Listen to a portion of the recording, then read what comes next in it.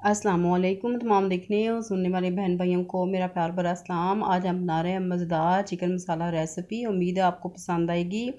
जिसके लिए हम लेंगे 1 कप घी, उसमें कटा हुआ 2 अदद प्याज, लहसुन और अदरक शामिल करेंगे। और जब प्याज हमारी हल्की ब्राउन हो जाएगी तो हम इसमें शामिल करेंगे हाफ़ के जी चिकन और इसे मिक्स कर लेंगे।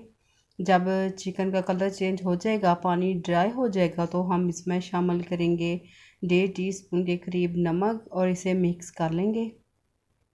मिक्स करने के साथ हम इसमें ऐड करेंगे 2 अदद कटे हुए टमाटर और 5 अदद कटी हुई हरी मिर्चें शामिल करेंगे और इन्हें मिक्स करेंगे। साथ हम ऐड करेंगे हाफ़ टी स्पून हल्दी पाउडर, 1 टीस्पून पिसा धनिया पाउडर, 1 टीस्पून काली मिर्च का पाउडर, हाफ़ टी स्पून लाल मिर्च का पाउडर। मसाले को अच्छी तरह पका लेंगे ताकि तमाम मसाले और चिकन के साथ अच्छी तरह पक जाएं।